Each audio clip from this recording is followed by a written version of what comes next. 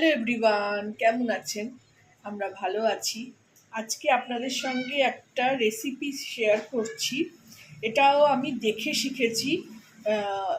Lost and found একটা channel আছে, ওখানে ওই দাদা শেখান। এটা একটা নিরামিষ রেসিপি, আলুর দমের রেসিপি। এটা আমিও শিখেছি। তো আজকে একাদশী, ভেবেছি অন্য কিছু খাবো না, একটু লুচি আলুর দম খাবো, খেতে ইচ্ছে করছে। আর এই রেসিপিটা দেখে বিশেষ করে খেতে ইচ্ছে করছে। তো এই রেসিপিটা আজকে আমি বানাচ্ছি, তো আপনাদের সঙ্গেও শেয়ার করছি। তো জানাবেন কেমন লাগলো আমি যে রেসিপিটা আপনাদের সঙ্গে শেয়ার করলাম। চলুন শুরু করি। এদিকে কড়াই গরম করতে দিয়ে দিয়েছি। আর বেসিক্যালি জিনিসটা হবে তিল দিয়ে। রেসিপিটার নাম হলো তিল আলুর সম্ভার। আলুটা ছোট আলু হলে ভালো হয়, কিন্তু আমার কাছে যা ছিল তাই নিয়েছি। আপনাদের কাছে ছোট আলু থাকলে নেবেন। আমি এই আলুগুলোকে আধখানা করে কেটে নেব। চলুন শুরু করি। প্রথমে তিলটা কড়াইতে শুকনো খোলায় ভাজব। এখানে আমার মোটামুটি 8খানা মতন আলু আছে। আর আমি এখানে এই ছোট একটা গ্লাসে, এটা মোটামুটি 100 গ্রাম ওজন। কোয়ান্টিটিটা আমি বিশেষ বলছি না, আপনারা যতটা যেরকম দরকার ততটা করে নেবেন।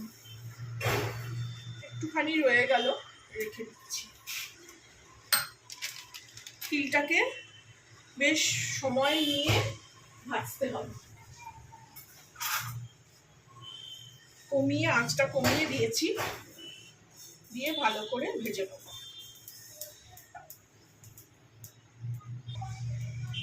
চলুন, তিলটা ভাজা হয়ে গেছে, ঝাঁজ আসছে আমার দিকে। ক্রমশ নাড়তে নাড়তে তিলটাকে আমি ভেজে দিলাম।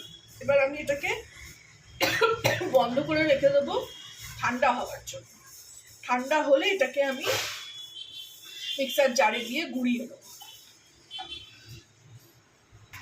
এদিকে এই যে তিলটা রেখে দিলাম, এটা গরম, এখন একটু ঠান্ডা হোক।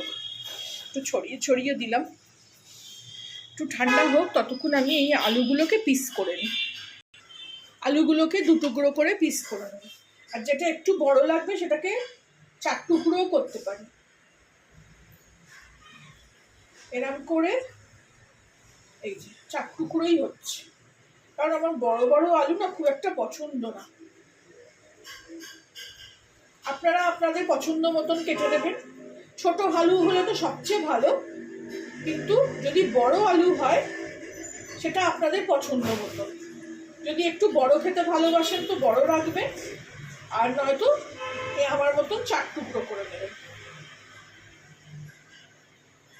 চলুন আলুগুলো আগে কেটে নিই।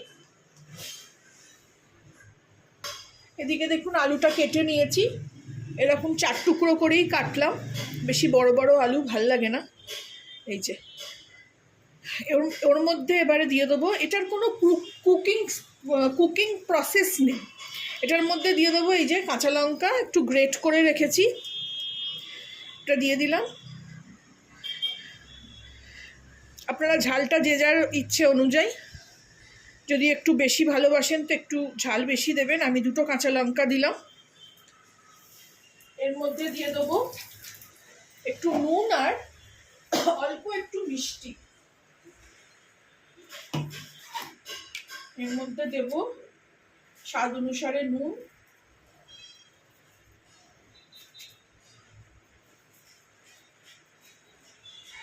আর একটু দেবো, আলু তো,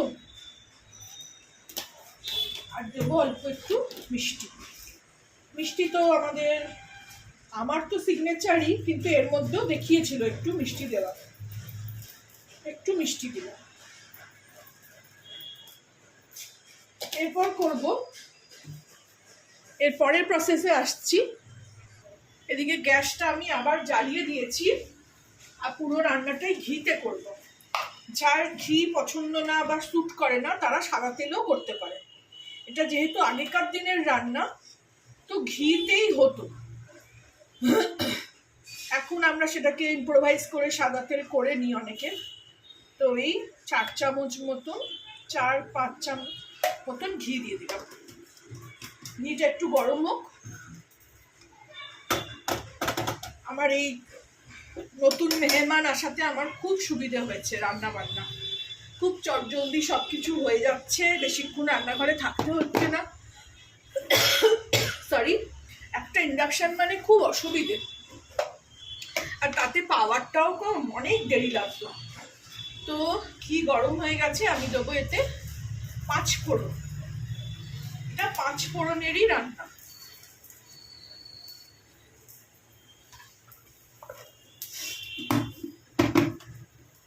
ফোড়নটাকে দিয়ে দিলাম, আর 2টো লঙ্কা দিয়ে দিলাম। ফোড়নটাও আমি গরম করে নিলাম। এদিকে আমি তিলটাকে বেটে নিই ততক্ষণ, তিলটা ঠান্ডা হয়ে গেছে। এদিকে ফোড়নটাও গরম হয়ে গেছে, আমি গ্যাসটা অফ করে দিয়েছি। তিলটাও পিষে নিলাম, কিভাবে দেখাই দাঁড়ান। এই যে এর মধ্যে এবারে নুন মিষ্টি দেওয়া অবধি দেখালাম, এর মধ্যে এবারে আমি তিল বাটাটা দিয়ে দেবো।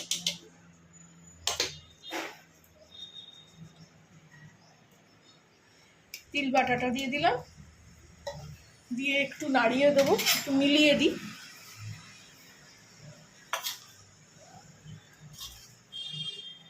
গন্ধটা তো খুবই ভালো ছাড়ছে। কয়েকটা রান্না না এরকম আমার দেখতে দেখতে এত খেতে ইচ্ছে করে, মনে হয় এক্ষুনি বানাই। সঙ্গে সঙ্গে আমি শেয়ার করে রাখি, তো ওই যখন বানাই তখন আপনাদের সঙ্গেও শেয়ার করি। তো এই মিলিয়ে নিলাম, এর মধ্যে এবারে এই ফোড়নটা দিয়ে দেবো।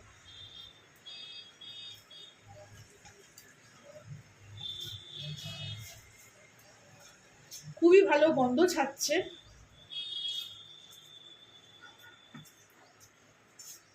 এক তো ঘিয়ের গন্ধ, তার উপরে আবার তিলের গন্ধ।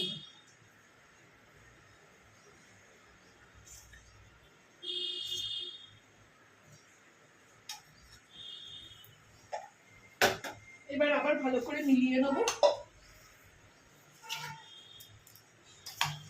কি সহজ রান্না না? রেডি হয়ে গেল আমাদের তিল আলুর সম্ভার। আর এটার কোনো কিছুই কাজ নেই। হয়তো আমার একটু ঘিটা কম পড়লো, আপনারা সেটা দেখে নেবেন। নুন মিষ্টিটাও চেক করে নেবেন। এটা লুচি, পরোটা, রুটি সব দিয়েই খুব ভালো লাগবে। রেডি হয়ে গেল আমার তিল আলুর সম্ভার। আপনারাও বানাবেন। এদিকে একটু তিল পড়ে গেছে, কিছু নষ্ট করা যাবে না। আপনারাও বানাবেন, আমাকে জানাবেন আপনাদের কেমন লাগলো।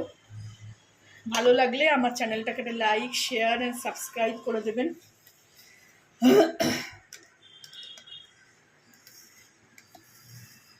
Thank you for watching.